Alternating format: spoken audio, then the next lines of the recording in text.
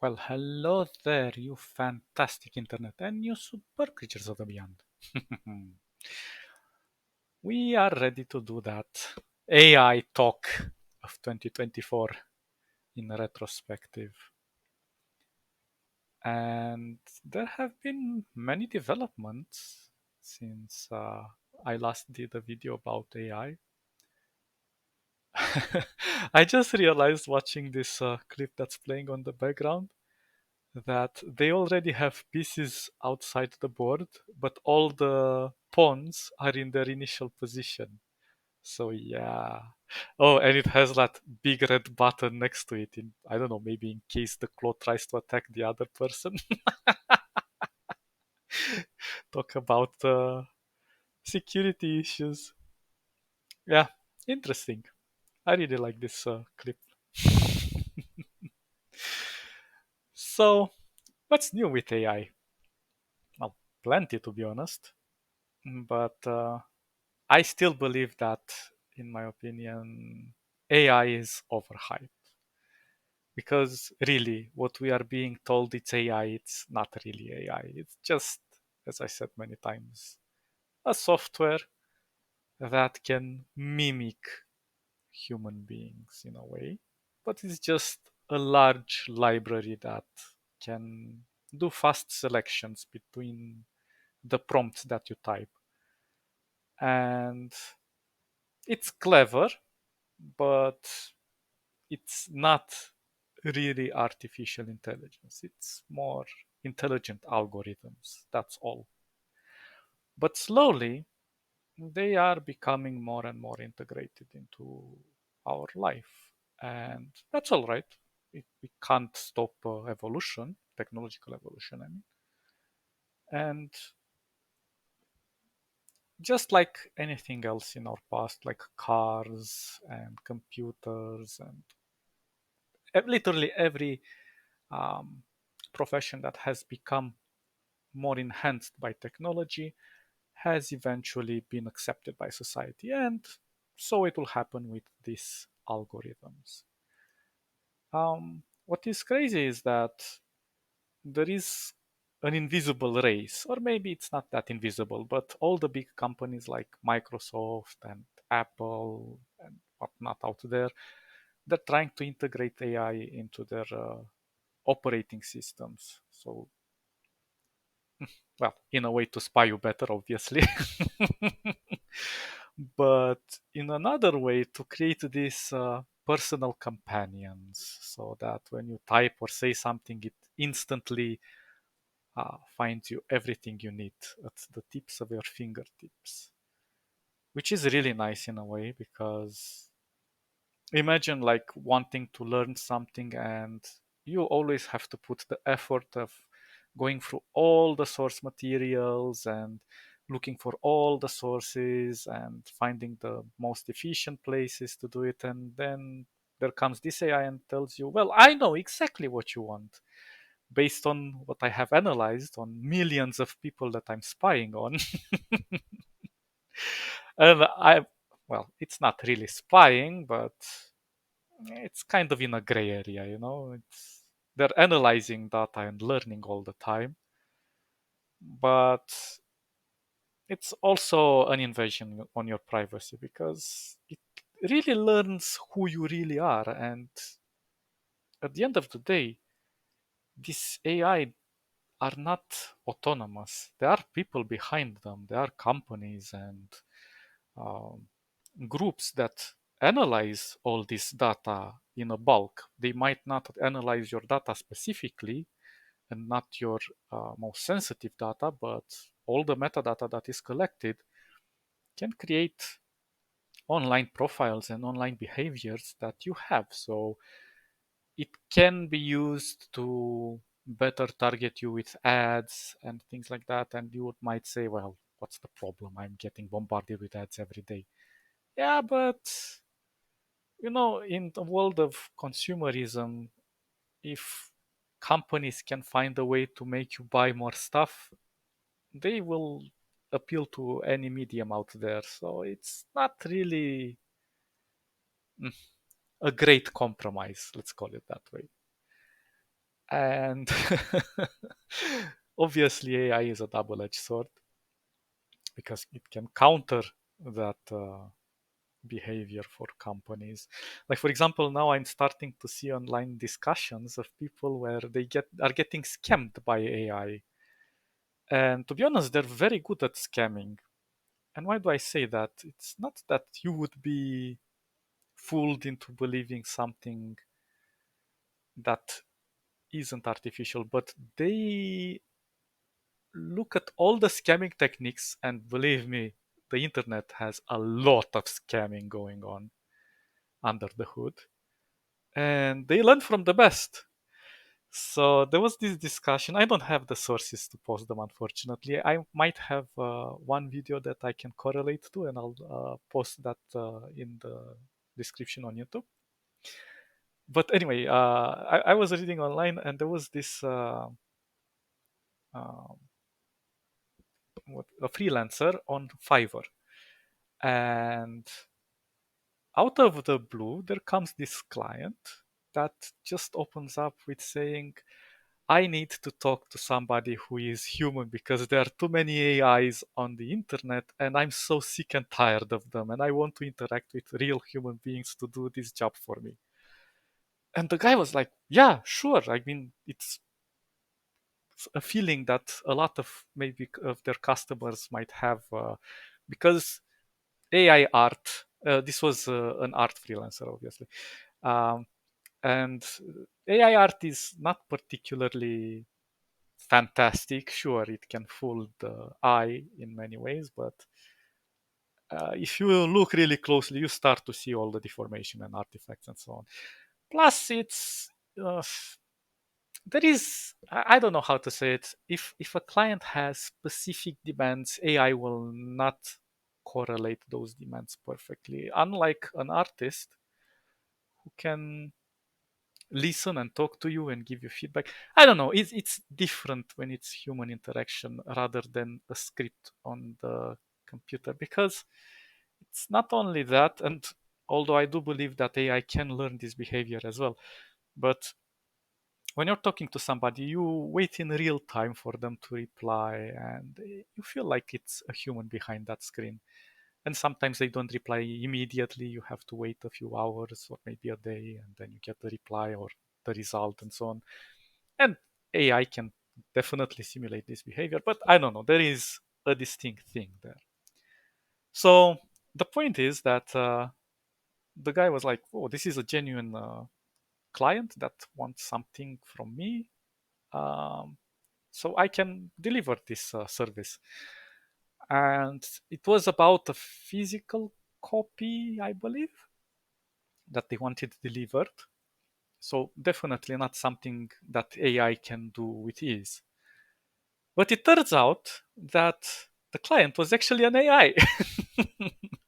And it was an experiment done by some developers, and they asked the AI to do money in any way, shape, or they could find on the internet.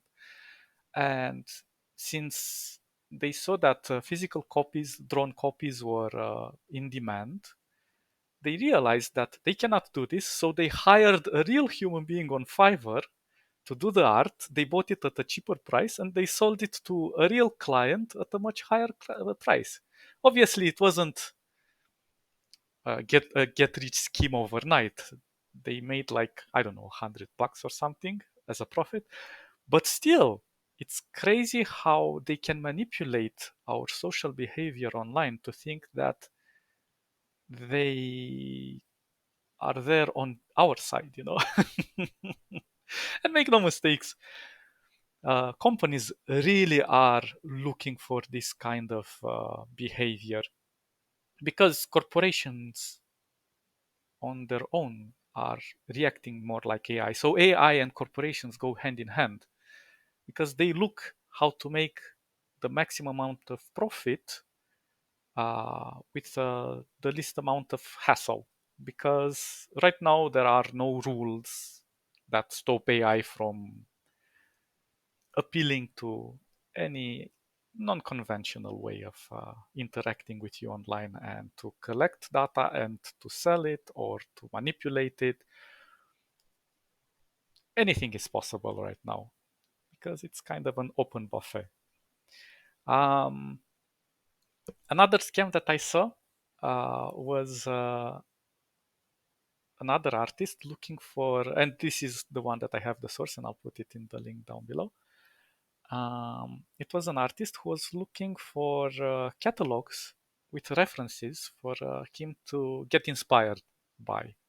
And he saw these beautiful catalogs, and they were like maybe $100 or something. I can't remember right now the price, but they were like 4 books. And he said, "Whoa, that's a really good deal." And initially, on the video that it was presented to him on the site that he was going to buy from, the books looked genuine and like it had a lot of material and everything. And there was somebody who was physically scrolling through the pages, but at a quite fast pace. So when this person went to the website to buy the catalog, then it was presented to them that the catalog can only be bought into a digital copy. Okay, that was no problem. So they downloaded the copies and then they started scrolling through the um, pages. And it was exactly the art that it was presented on the video. The only problem was that there was no artist presented on the cover, and the art was AI generated. And it wasn't that great either. I mean, it looked good at the first glance, but when you started looking at what was written, and I mean the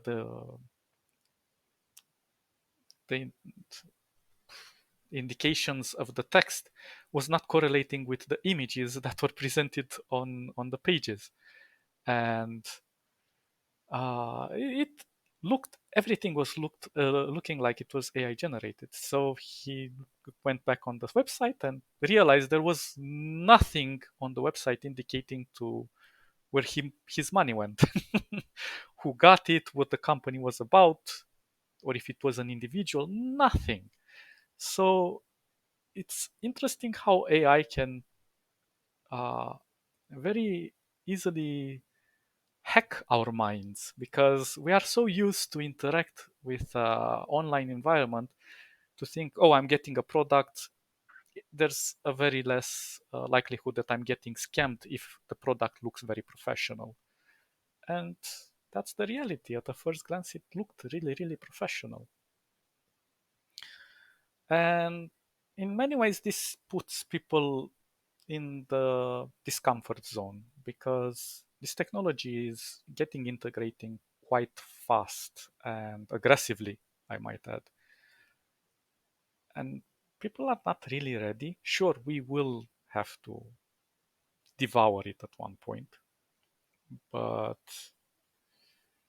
all of this forced behavior on the market to put this AI in the face of people is just a selfish desire to make a lot of money out of it. And uh, my, I don't know, I consider the fact that social media is going to be the first medium that's going to be the most manipulated. Because I've even seen people online saying that their social groups or whatever groups of friends, they're starting to get invites and or getting interacted by these profiles with AI generated images and weird names. And right now, it's obvious that they are AI or at least bots, if they want to be called that way. But if they get really good at that, imagine how easy it is to manipulate somebody's perspective about a social topic or a political topic, because we are social animals. And in the online environment, especially on the social media sites, people are prone to accept the group mentality rather than his own when there is like a huge movement or shift towards one side. So obviously, their interest is to make money. So they would probably go around saying, "Hey, uh, you should suffer of fear of missing out because everybody uses this product or this software or whatever, and you're not using it." and everybody's cool, so you have to be in trend with everyone to be cool like them. So buy this. Obviously, not in these words, but you get what I mean. But as I said, this can be also applied to political means, and it's gonna get messy. This is why I advocate for open source. And open source can at least give you the comfort that you can read the code of what you're getting and you can understand it and know there are no funny business in there. And sure, you might not be technical enough to read it uh, from head to toe, but there will be plenty of people who would read it and you can interact with them. And I believe that at one point we'll have to develop a system where we have to recognize that we are human and not interacting with AI. I don't know. It's gonna be a wild ride, but I see plenty of good things and plenty of bad things as well. But it happens in any industry, so we should not be, I don't know, not necessarily afraid, but super skeptical and go into these conspiracy theories that these AIs are gonna mess up the world. They're just gonna be another tool. They're not gonna take over our lives. Sure, there are gonna be some jobs lost here and there, but at the end of the day, people like to interact with other people. And unless they develop AI that even looks like people, like physical people, I mean, we won't get fooled that easily. I hope. Maybe I'm too much of a hopeful guy. I don't know. Okay, guys, stay awesome. I'll catch you in the next episode. Bye bye bye bye bye.